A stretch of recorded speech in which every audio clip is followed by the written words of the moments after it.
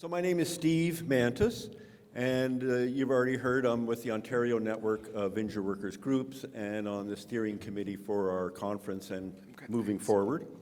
It's my pleasure today to facilitate the panel from the perspective of people with lived experience. And once again, we're trying to kind of think about the strategy that we put on the table, our draft strategy, and how does that work for people with lived experience? And of course, what we're doing in this room is happening 4 more times with different stakeholder groups over the next couple or 3 hours. So we've got a fair amount of time for discussion after the presentations. And we want to encourage you to be thinking about that, add your both experience and your questions when that time comes. And so maybe what I'll do is I'll start right away with our first panelist, which is Janet Patterson. Thanks, Steve. Hi, my name is Janet Patterson, and I am from Thunder Bay.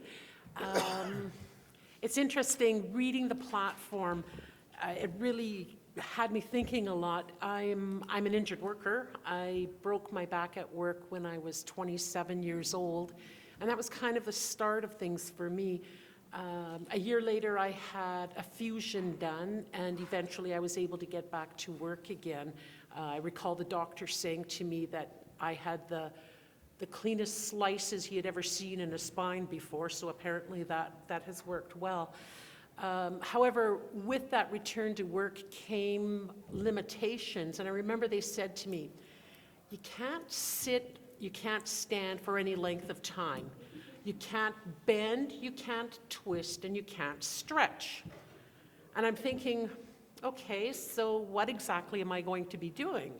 So at that time, I remember saying, I think I'm going to become a mattress tester, because I figured it would fit what my limitations were. But that was the start for me with thinking about being outside of the box. And for a lot of years, I've always had to do the modifications, a regular 9-to-5 job, 40 hours a week, just did not work for me. Probably about 7 years after I had my fusion done, I started working with a nonprofit organization that provided caregiving services to family members who had disabilities. And they could have been developmental, they could have been mental, whatever the varying disabilities were, physical disabilities. And I started working with them, I started working with them, and it was a job I did well. I really enjoyed my work a lot.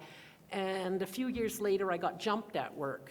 And again, it came down to, I was severely injured in that it messed up my low back fusion, as well as I had a lot of permanent impairments from in my neck and that too. But again, it came down to looking at, what do I do now? And at the time when I was jumped, I was doing respite caregiving, but I was also doing an on-call position, which was management. So somehow my on-call position became my modified work. So I went from a full-time job to 5 hour, basically 1 week a month I would be doing the on-call. And that became my my modified work.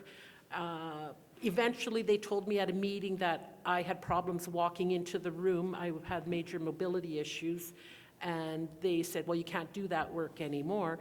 And I was close to being out of the door, except WSIB had threatened the employer that you are, if you don't give her some kind of work, we're going to fine you. So it starts again, the challenges, because now they say, okay, fine, we don't want to be fined, so we're going to create this job for you.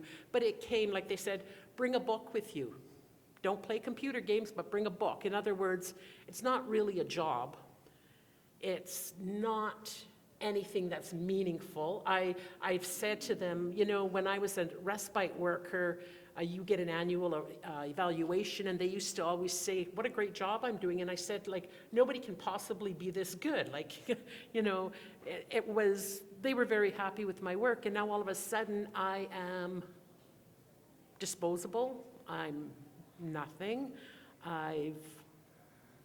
It does serious damage to your mental well-being too. I can recall where I was working under the finance manager, and I was asking, oh, is there anything I can do? And he'd haul me around desk to desk, and, oh, do you have any jobs that she could do? It can be really mundane, something you don't want to do at all. And it's just like, I'm standing here. Do you know what you're saying? They don't, when I read this platform, I think, like, what potential there is. And I mean, coming from an agency that does caregiving, they should be all over this. I wonder, I know we were having a conversation at our table, and at our table it was injured workers. There was 5 of us sitting there. But I said to them, how many of you identify as, do you identify as an injured worker, or do you identify as a disabled worker?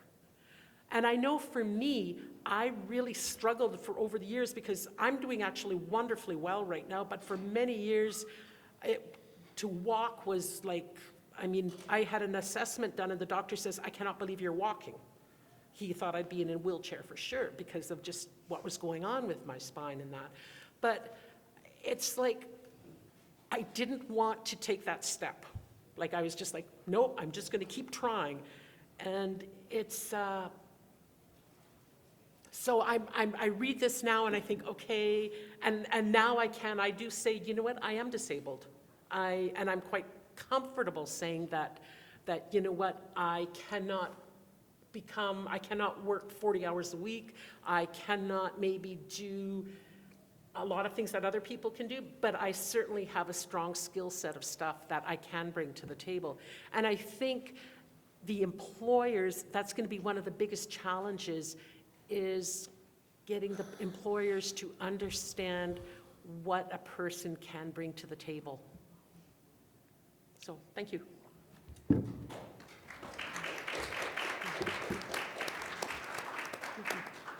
Thank you, Janet. And now we're going to go to the far end of the table, and Tim Rose. You're up, Tim. Yeah. First of all, I'd just like to say it's, as a Senators fan living in Toronto, it's great to be back in friendly territory. So it's great to be back in Ottawa. My name's Tim Rose, and I was lucky enough to be born with cerebral palsy. So I have the use of 2 fingers on my left hand, full vocal range, and that's pretty much it. And I don't care how confident you are, but when you have 2 degrees and you get 78 no's or 78 non-calls, your confidence takes a bit of a hit. And if it hadn't been for the amazing support system I had around me, my wife, my mother, who's a former HR director, and when your mom's a former HR director, it's both a blessing and a curse when you're looking for work. But if it hadn't been for that support system, I don't know where I would be. But the light bulb moment for me happened when I realized that if no one else would see the asset that my disability presented, then I was just going to go out there and show them. So I started my own consulting business called Disability Positive Consulting. And the whole point of that business was to demonstrate the asset that is inherent in people's disabilities. If you think about all the words that are huge in business today, words like innovation, flexibility, thinking outside the box, all these characteristics that we are looking for in employees are all things that I have simply because of my disability. My disability is the root cause of everything that makes me a good employee. It's the work ethic, it's the ingenuity, It's the flexibility. It's the memorability, right? People remember me when I walk into a room. And when you're in sales, that can be a really good thing. I stick in people's heads. Sometimes you don't want to stick in people's heads, but when you do, it's a really good thing. So once that light bulb moment hit for me, and once I decided, okay, this is how I'm going to turn this around. This is how I'm going to turn these last 4 years of struggle and challenge and pain to make it worth it for me. And I did that. And since I've done that, my career has been on a fairly steep upward trajectory. I started by getting a job with a disability and employment agency, or an online employment platform, I should say, to build out their disability portfolio, using the experiences that I'd had to change the way that we think about disability employment. And then from there, I got offered an opportunity to move into the corporate sector. A senior executive with CIBC came to me and said, "What would it take for you to jump to our side?" And I said, "Not much." And I'm delighted to have made that move because I feel more like a change maker in the corporate sector than I ever did in the nonprofit or disability sectors. I feel more like a trailblazer in this sector, and it's because they have recognized that my disability brings a unique perspective and a unique lens to things that they don't have. So when we're thinking about this national strategy, what I'm thinking about is, A, how do we make sure the corporate sector is involved? But more importantly, B, how to make sure that we're innovative and that we're thinking about things in a new way. Because one word that's not in the draft strategy that I would love to see included more than once is innovation. Because this is where this all comes down to. We could have this conversation until we're blue in the face, but we've been having it for years. And frankly, the needle isn't moving fast enough. It is moving, but it's not moving fast enough. So how can we rethink, reframe, and readjust the way that disability is perceived in the working world? And in many ways, in my mind, it has to start with corporate and government. Those are the two big ones we need to overcome, because if they get in line and they start putting money in this, think of the power that that could show all the other small businesses out there. And so, one of the words that is used in the draft strategy is disability confident. And I would like to also use the word disability positive, because my disability is the asset that I bring to the table. I don't bring assets in spite of my disability. The disability itself is the asset. And so how can we capture that in the national strategy? And how can we focus on rethinking the way that disability is perceived so that someone like me with 2 degrees doesn't have to go through the 4 years that I went through? And I think I'll leave it there, but I would welcome any questions. Thank you.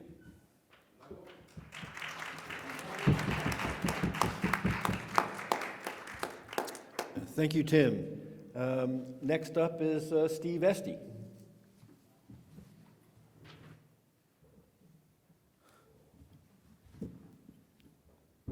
Is it turned on? Can you hear Yeah, me? you're good. Yeah, okay. I was hoping I was going to be last, Steve. I wasn't sure. We didn't get it sorted out in advance. Good afternoon, everyone. My name is Steve Esty. I'm with the Council of Canadians with Disabilities. I have a tendency to speak too loud, people tell me, so if I'm too loud, just hold up your hand and I'll get away from the microphone, okay? I took a little bit of a different tack with this than my colleagues here on the panel, talking about lived experience, for folks who know me, for the last close to 20 years, much of my lived experience has been around my work in the Convention on the Rights of People with Disabilities, the UN Convention.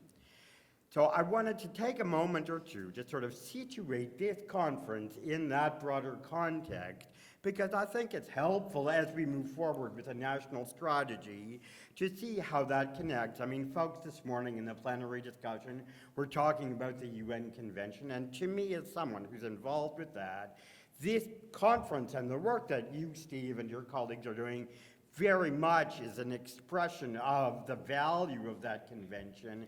And I see this really as an excellent example of the way that the UN Convention can be applied across the disability world. So I wanted to try and highlight that for you and for others, because maybe there are people here that are working in other areas that might be able to take the kind of template that you guys have developed around employment and apply it to other rights and so on. So I'd say I've been involved with the UN Convention for a long time, and I'd just briefly say to you that the first meetings of the UN Convention for the drafting started in 2002, and we worked from 2002 to 2006 at the United Nations in New York to draft the convention. I was the advisor from civil society to the Canadian government during those times, so I've been involved with the convention for, I guess, 16 years now, which is a bloody long time when it comes out of my mouth like that. Maybe I need to do something else, I don't know. In any case, through that work, I've become quite familiar with the processes around the convention and so on. The convention was adopted by the UN General Assembly on December 6th of 2007, I think, or December 7th of 2006, one or the other. And Canada signed a convention shortly thereafter, and we ratified the convention in March of 2010, which is a long time ago. But we ratified the convention, and that put in place a process around implementing and reporting on how we're doing with implementing. So it's that I want to speak a little bit about here today. In 2014, the Canadian government issued its first state report on the convention, and that kicked off a process with an experts committee in Geneva that led to back and forth between the experts committee and the government of Canada and civil society organizations. And very particularly, what happens is you have the government report that comes, and after that government report, the committee asks the government a series of questions. But the NGOs get involved with this at the point of the committee developing what the questions are. So when the government report comes out, basically what happens is the government talks about all the lovely things that it does in terms of it meeting its obligations with the UN Convention, and the committee asks questions about that. And we organized civil society to engage with the committee to say, these are the questions that you should be asking. So those questions get asked, and then the government provides a written response, and civil society can provide a written response as well. And that written response to the questions is what's called a shadow report or a parallel report. After the parallel report comes out, then the government provides another written report and travels to Geneva to meet with the committee to talk about their original report, the questions and the responses to questions, and then the committee issues a series of recommendations, or what's called concluding observations. Now, I know this is as boring as watching paint dry, so thank you very much for bearing with me. But I want to talk about a specific example of this, because I think that it helps and gets, I have 5 minutes left, or okay, all right, thank you. I think that it helps us as we're trying to develop a strategy here. So if you actually take the time to go and look at these reports And I, being the exciting kind of guy that I am, have done that. I've looked at these reports. I've in fact written some of them myself. So, if you look at this report in the area of employment, when the first Canadian government report came out that talked about employment, one of the things that they said, and I've written it down here, they talked about labor market development agreements. So the government report in 2014 said, through labor market agreements for persons with disabilities, LMAPDs, the Government of Canada allocates $22 million annually to provinces and territories to design and deliver programs to increase employment opportunities for persons with disabilities. That sounds great, $222 million, rock on. I wish I was a person with a disability in Canada, right? But there's more to the story than that, and that's what we're trying to get at. That's what this process back and forth with NGOs is about.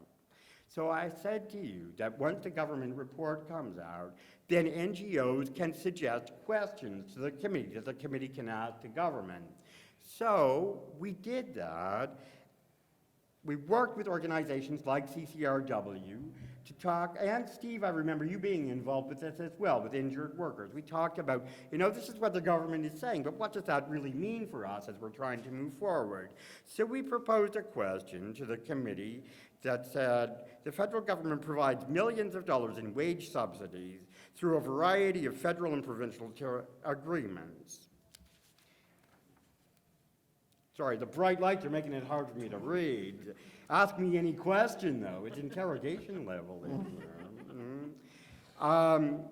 So the federal government provides millions of dollars in subsidies, yet many who work in the area argue that these subsidies are not effective in the longer term.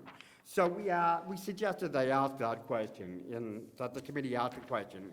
That translated into a somewhat higher level thing from the committee, and they asked in paragraph 33 of the list of issues, please provide an update on further measures taken to increase levels of employment for persons with disabilities, including persons with intellectual and or psychosocial disabilities. Okay, so it's a pretty high level thing. But then the NGO round again had the opportunity to sort of tease that out a little bit. So in our shadow report, the response to the list of issues or questions from the government, we proposed and we wrote and said, Canada should work with all levels of government, unions and employers and civil society to create a harmonized approach to remove barriers to employment that are embedded in current laws, programs, and policies. So this is what we suggested to the committee. 2 minutes, okay, I'm almost there.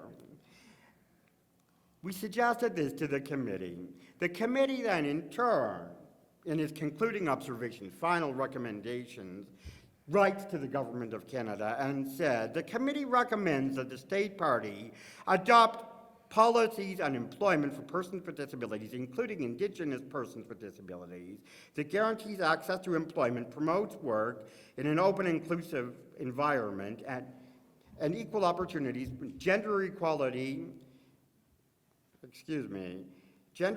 and provides reasonable accommodations for persons with disabilities. So again, it's a very high-level thing.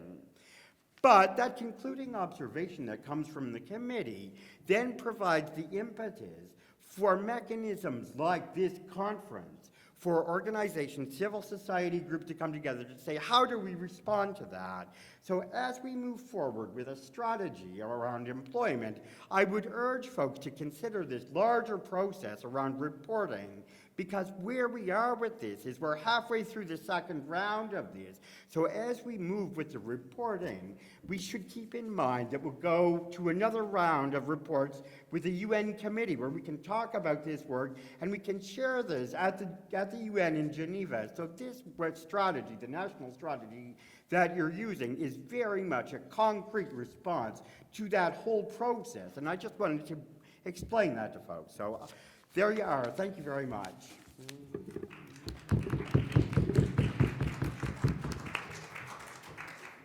Thank you, Steve.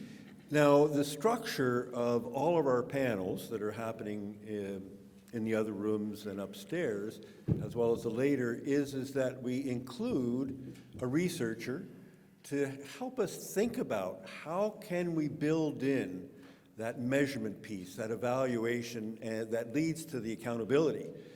Steve kind of talked a little bit about some of the political angles around that. So Dana House is here to help us on that research evaluation front.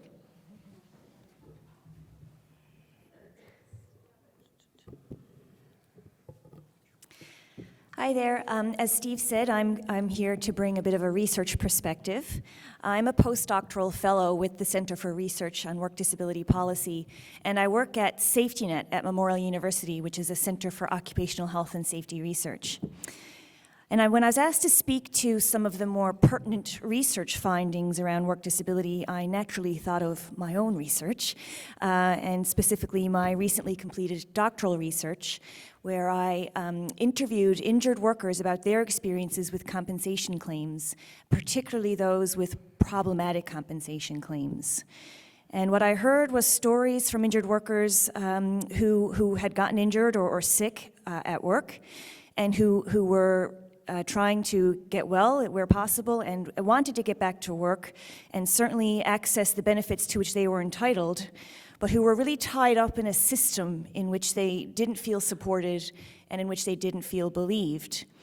And what I saw was a sort of a moral response on their part, or a moral engagement in the compensation system, where they sort of saw it and understood compensation claiming in terms of justice and fairness and deservingness, which was in really stark contrast to the way the Compensation Board engaged with compensation claiming, which was more as a matter of bureaucracy and administration, and largely trying to cut lost time claims so as to keep their own expenses down.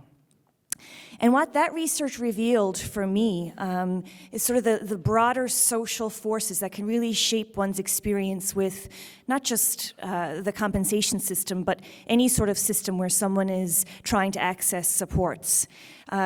These broader forces such as neoliberal ideas around what a worker should look like. They are healthy and fit and forever engaged in efforts to remain that way, to be the most productive contributors to society. And as researchers, we question what are the ways we can change these sort of broadly shared ideas so that, for example, we can begin to conceive of disability as ability and see it from a more positive perspective. And the research also really highlighted the power of movements. And so the injured workers I spoke to in Ontario were largely part of the injured worker movement in that province, which Steve connected me to in many ways. And since having moved back to Newfoundland, where there really isn't a collective of injured workers, it's become very apparent to me the importance of collective action and the power of the movement and the coming together around a shared plan and strategy. And so as I was doing my doctoral research and now my postdoctoral research, I've been reading a lot of studies that basically document the impacts of work disability. So this is not going to surprise anyone, but those include a higher likelihood to suffer mental illness, oftentimes due to financial hardship, lack of social support and perceived loss of control. And certainly the research around return to work and compensation documents consequences for injured workers, which include worsening physical and mental health, strained and damaged relationships, chronic disability, and financial hardship and poverty. But there's also a body of literature that shows that the engagement of people with disabilities in work can promote recovery and rehabilitation or improved health outcomes, whatever they may look like.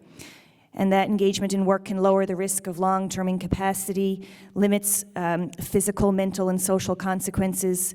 Certainly it promotes participation in society and improves well-being.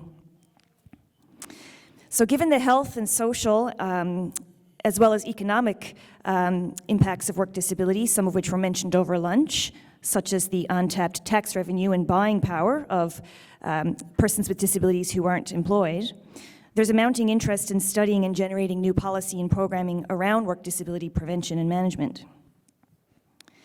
So a body of research, for example, has examined the predictors of employment for people with disabilities and has found that those who are more likely to be employed have a higher education, work in more professional occupations, which typically are those that have less physical labor or mobility involved. They typically have less severe disabilities, have participated in vocational rehabilitation, and have access to assistive technology. Similarly, research has identified the factors that can help persons with disabilities engage in work. And this research asked persons with disabilities themselves what helped them to get their jobs. And the factors they listed include strong self-advocacy and resilience, and within that they included knowledge and understanding of their workplace rights, as well as having a good grasp of the benefits and supports to which they're entitled and eligible for, as well as how those supports and benefits might be impacted once they begin earning an income. And they felt it was really important that that to engage in work, it's important to understand those things. Other factors include job-specific training, networking, having the relevant supports in place, and effective workplace accommodations. But on the other hand, the factors that have come up time and again in the research as roadblocks to employment for persons with disabilities include transportation-related challenges, difficulties with workplace accommodations, and discrimination, though it may be subtle, it's very much a factor, as well as stigma and the assumptions around what people with disabilities can and cannot do, and especially the fears that employers may have around the costs of accommodations or their ability to put them in place. So there's excellent research being done in Canada, certainly including all of the studies coming out of the Centre for Research on Work Disability Policy that include, and this is just an example, the array and effectiveness of workplace accommodations, as well as they're considering the feasibility of a searchable online resource for Canadians who are trying to find out more about workplace accommodations. There's research looking at the needs of youth transitioning from school to work, or the various kinds of transitions there. The availability, eligibility, and adequacy of disability supports and income supports, particular issues around mental health at work, as well as particular issues around episodic disabilities, the application of human rights protections, and the effectiveness of the regulatory and policy environment in supporting the labor engagement of persons with disabilities. And that's not an exhaustive list of all the work the Centre is doing. Relevant research is also coming out of a national partnership called the On the Move Partnership, which I'm connected with. And this program of research is really examining issues related to employment-related geographic mobility, which is really salient, certainly out of Newfoundland, where so many of us leave and go out to Ontario or the West for work. And basically, this partnership is really problematizing what's been a tendency to take the accomplishment of work-related travel for granted. And this is a central problem in work disability prevention, especially for people with disabilities that really limit their mobility. So a recent review I conducted of workplace accommodations, and those of particular concern to accessibility and transportation, revealed that workplace accommodations typically refer to changes to reduce barriers within the workplace, and less often deal with barriers outside of the workplace. And when requested, transportation-related accommodations are met with the most resistance in courts, and they're least likely to be granted, largely for two reasons. Because commute-related issues, transportation-related issues are typically seen as a personal responsibility, and because these things lie outside the workplace and are inherently unreasonable for an employer to accommodate. But there's still plenty to be studied. The effectiveness and cost-effectiveness of workplace accommodations, for example, is still poorly understood. And as was mentioned this morning, we need to better understand the issues for the different types of disabilities and the different severity of disability. So much of the research right now still lumps them all together and studies persons with disability without specifying the various types. As far as how research can support this strategy, I think this sort of speaks to something Steve said this morning. Research can really illuminate the context in which this strategy will roll out. So research is really capturing the changing world of work and the increase in precarious work, the increase in mobility, the aging population, and other sorts of big picture trends that really sort of contribute to the context in which this strategy will be implemented. And I sort of see, certainly will also, research can also play a role in the monitoring and measurement and accountability pillar of the strategy. Scans of existing literature as well as new research can be used to establish baseline measures and indicators of success. Certainly research can be used to help set goals and generate new data sets and to evaluate the progress and success of initiatives, as well as really understand the process and what's working well and what's not working well. And what excites me as a researcher is that this is a two-way street, and I already see, having read the strategy, new lines of research and inquiry are inspired from my reading of the strategy.